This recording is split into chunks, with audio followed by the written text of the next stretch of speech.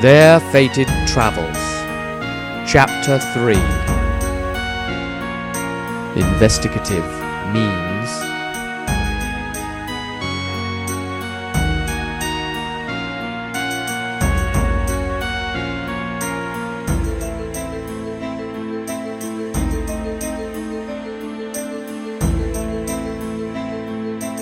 Once they were clear of the area, the halfling introduced himself.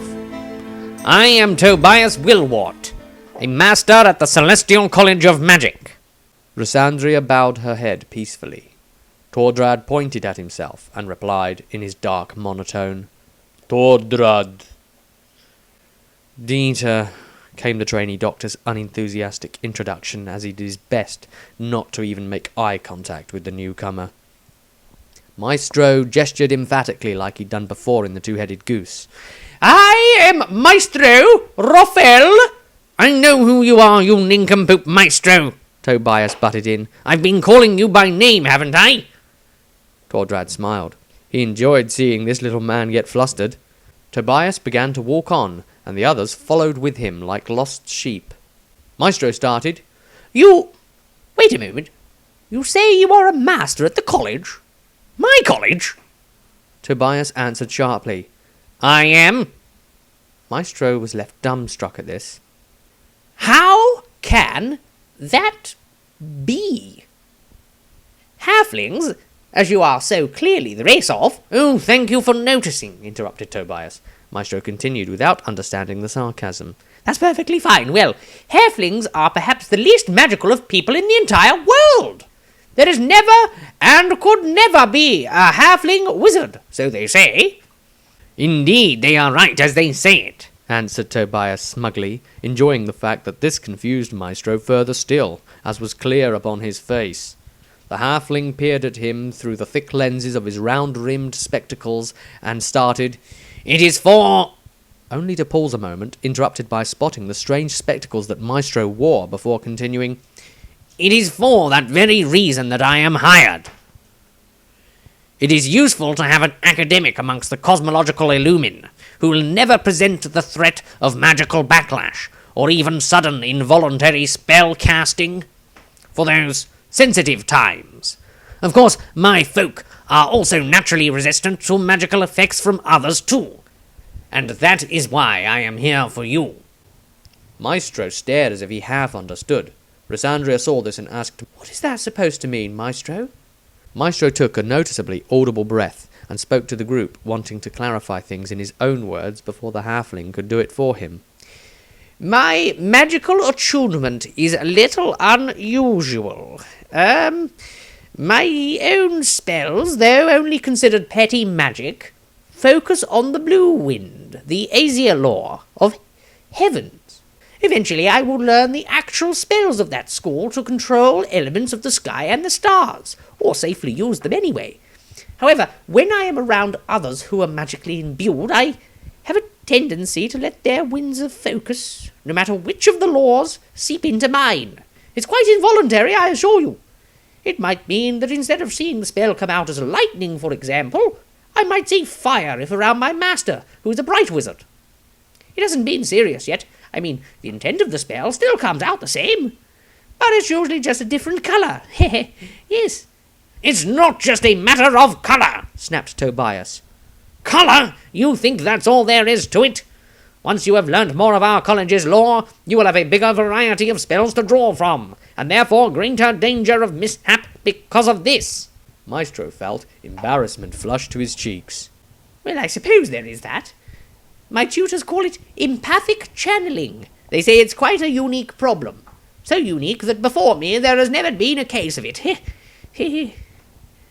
Tobias looked up at Maestro with one eye sharply focusing upon him, like a magistrate looking at a nearly convicted criminal. Tordrad listened, but could understand barely anything from what was being said between the others. He felt so alone, so distant. It was probably for the better, though, he told himself. They were not like him. The people of the Empire could never truly understand what it was like to be a Kislevite, to live the life and grow up in that cold and harsh land. He had understood the word magic, though. In Kislev, male casters were thought of suspiciously. Kislevite males who became magically gifted would not be allowed to practice the art in their kingdom. Terrible things would happen to them, he remembered.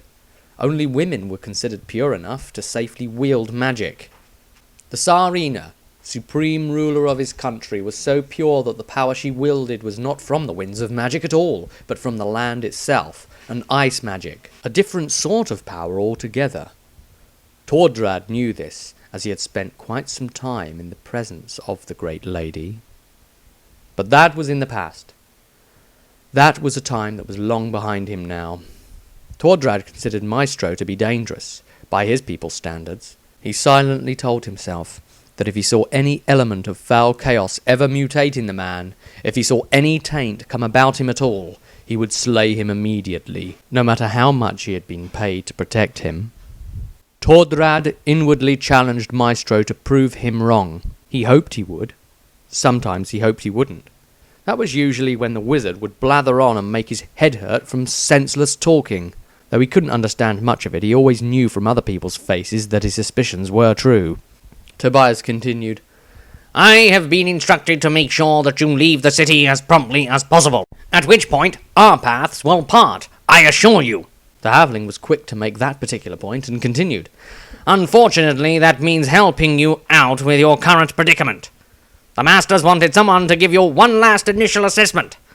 Seeing as you had remained in the city one last night, I am the safest candidate, of course, to deliver that final report before you leave.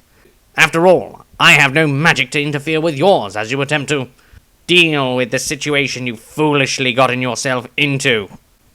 His last words were particularly scornful and snobbish. Tobias promptly pulled out a notebook and began taking notes in it, as if this new point he'd angrily made inspired him to write something already.